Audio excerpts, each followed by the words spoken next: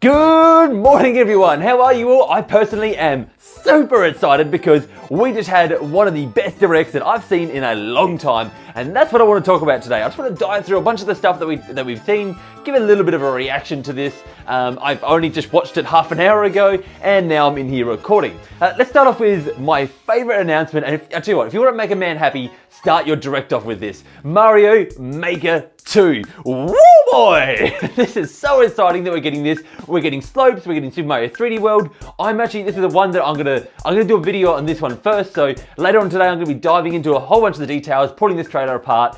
So look forward to that one first of all, and then obviously I'm gonna go into a bunch more of these at another time. But Mario Maker 2, my best and most excited announcement, but I don't want to talk on it too much because, again, I'm going to be doing that video later today.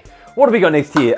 Captain Toad Treasure Tracker. This one's actually really cool because there's a few layers here to just peel away from the Captain Toad onion. First of all, the first layer is that we're getting more DLC. That's great. We're getting just a free 2-player mode, and we're getting a free bunch of stuff to go back to the old levels and find stuff in. And then we're getting a whole bunch of, I think it's 18 DLC levels added to the game as well. And then to further peel back to probably the center layer of this onion, it reveals a little bit, that gets me a little bit teary actually here, because we're talking that this is a Wii U game that's now getting DLC. That means that remember the other day we were talking about Mario Kart Ultimate and we were just spitballing about that? Well, this means that Mario Kart Ultimate or 9 or whatever's next is most likely already in development, because if it wasn't, why wouldn't they be making extra tracks and stuff like that for Mario Kart, their most successful franchise, and selling us more of that? This makes me believe if they're not afraid to grab a Wii U game and throw some DLC at it, then there's got to be a deeper story here with Mario Kart than what they're telling us, and that's really exciting, not just the Captain Toad part. Starling Battle for Atlas is of course getting an update. I don't really have much to say on that, apart from that game has just been in discount bins everywhere around here, so it's a bit strange that it's not a paid update, but that's cool. Free update, free content for a decent game. Next up I have Tetris Battle Royale. Well, I'm calling it Battle Royale because that's basically what it is. Although strange thing, they didn't say the word Battle Royale once in the direct. Totally, they love throwing in their catchwords, and I would have expected them to throw that in somewhere. So that was a weird move, but that's cool. I think what's most exciting about Tetris getting this Battle Royale Tetris genre is that this is part of the Nintendo Online free service, which is exciting because it means that we might not just be getting NES games. Hopefully we see more stuff like this coming on in the future to flesh out the online, some new games, not just old NES games that I paid for a million times. That's not as great. Next up here, I have Dragon Quest Builders 2. This was I've been expecting this one for a while. It's great news, don't get me wrong, and I'm loving the fact that it's coming. But I think what was weird about this one is we didn't get a demo release date. We didn't get a demo at all. And considering Japan already has that demo, and we have the demo for the first one, I thought it was really weird that we got Yoshi demo and we got the Daemon X Machina demo, but no demo for Dragon Quest Builders 2. I think that would have been a great addition to everything that we're going over here.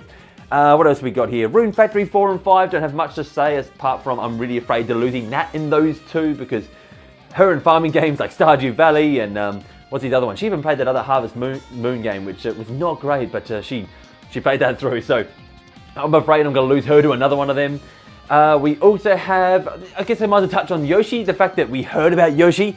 I was not expecting that again, I just thought they were going to pass it over, but they had a demo to announce, so there's more reason to throw it in there. I guess they were saving that for just before launch, so they had some reason to put it in this direct. As I said, we've seen plenty else on Yoshi, they didn't need to talk about any of that. And what we saw from the actual footage was still interesting because some of the stuff we hadn't seen before, and there's some really cool looking levels, so I'm definitely looking forward to that. Fire Emblem, I don't know what to say about Fire Emblem. I like Fire Emblem games. Awakening was my first one, and I haven't played all that much apart from that one, but what we saw of this one looked really cool, and I'm still really interested to see more. Oninaki. This was one from the Tokyo RPG Factory, and I think what's cool about this game is that Tokyo RPG Factory, as I think they mentioned in the direct, has been known for Lost Sphere and Iron Setsuna, and I think part of the criticism with those games was that they were very similar. They didn't feel like they departed from each other very much. And this one seems to be going a very different direction and look very different the gameplay wise. So I think they might be kind of just trying to get away from that a little bit. And I think that's exciting for them and exciting for us as having a different game to play. Although if you really like those games, that might be a little bit disappointing. Daemon X Machina getting a demo. As I said before, that's really exciting that this is getting a demo as well. I've actually been waiting for ages to do coverage on this, but I'm like, when we eventually get a direct, they're going to talk about Daemon X Machina, and any coverage that I do would just become old content then. So I've been waiting for this, and I'm definitely going to try this demo, and we're going to talk about it in the future. We're going to do content on Daemon X Machina. But like I said, I've just been waiting for this to kind of roll around before I'm like, let's dive into that. And so I'm ready now. I'm ready to dive into that. I'm excited to get into this demo, like really, really pumped for this one. Astral Chain, this is one that I was like, I don't really know about this one. They didn't really show me enough to get me excited about it. And they had like a really weird, like it still looks cool, but they had a really weird point at the end of the presentation for it from Platinum. So like when they come out with the Platinum Games logo, and then Koizumi goes that he said something about the 2-player, basically being like, oh, I bet you think it's like a 2-player game or something like that. And so it's like, are you saying that it is a 2-player game, or are you saying that like it's just 1 player? Because the way I saw it was like, this is just going to be like Xenoblade games where you have like your driver and your blade, like you just play together, that type of deal. It's just 1 player. But I'm not sure if they're going for a 2-player angle, and he kind of threw me off with that remark. It kind of really sent me for a 6. And last of all, actually before we go to the last of all, we had a couple of chuggers there. Like by chuggers, I mean like we had a couple of games that kind of, I'm not going to dive into, but games like Assassin's Creed 3 that I don't really think demoed that well. They just kind of chugged along. There's a lot of drop frame rates, and normally I'm not really big on that type of stuff, but I hadn't noticed it with these ones, and I thought that was a bit of a shame. Dragon Quest XI S was also really exciting, even though we already knew about that. I was just like, yes, I'm bored with this, and all these details, I'm like, wow, fans are going to love this. Like, there's a lot of stuff there that people are going to be like, yes, Japanese voice acting, and yes, the retro mode and things like that. So definitely excited about that one. And probably the one that I'm, against Mario Maker here, the one that I'm like definitely just behind for in excitement is Link's Awakening, say it properly. This looks fantastic. Like the art style, I just saw this and I was just ready to eat it up. I'm like, yes, give me more of this art style. It's super chibi, it's super cutesy. It's something I'd expect from like almost a Kirby game or a Yoshi game, like them to play with the art style like that. But the fact that they're doing this really like faithful recreation of Link's Awakening in this like super enticing art style, I'm just all aboard for this one. Like I'm on that raft right now. I'm going to the island with him. Let's go. Anyway, I think that's kind of going to do it for today. I didn't mention some other ones here, maybe like the Bloodstained. Like all I've got this little board here. I started writing and then I started too big and they got smaller and smaller. So I just got literally a name for each one of them, and we come in here to talk about them. So yeah, I didn't mention much on Bloodstained. We know about that game. It looks really exciting. If I wasn't hugely into like Castlevania Symphony of the Night and stuff like that, but this one looks like a great recreation of that, and so I definitely will give it a try. And I'm sure there's some other stuff that I missed. Let me know what you're thinking about all this information that we're going to go. Let me know what you think of this direct in general. Like, did you like this direct? I really enjoyed it. I'm super pumped for everything. Like, there's always stuff that you're like, oh, I'm a little bit disappointed that we didn't get this.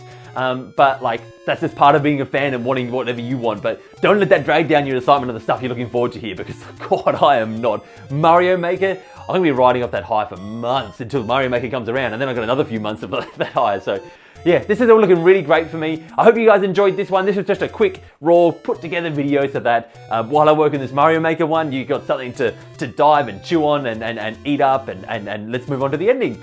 So thank you for joining me, and I just want you to remember, for great Nintendo entertainment, you can count on me. Bye. Alrighty, end screen today. I know a lot of you have been talking about like whether I'm going to be doing live streaming in the future and just stuff like that. I just want to point it out today that one day like I really need to get on top of this stuff. At the moment, I'm still just really needed to work out how to do a lot of this stuff. Like I'm still really new to this whole YouTube game in general, and building a channel and little like jumping into onto that side stuff. I'm just figuring out Instagram and what to post on there. I'm still really slack at doing stuff on Twitter and stuff like that, so I need to get more to posting on all of this other stuff. But it's just about getting on top of it all, and I definitely plan on doing that. And I'm definitely hearing you guys with like, do you plan on doing maybe streaming while you watch a direct and different things like that. And it's definitely stuff that I'm thinking about. It's going to come. It's just some stuff I definitely need to get on top of and figure out how to do in the first place. I've never done anything like that. So cool. Thank you for watching, and remember, I did the ending again. Goodbye.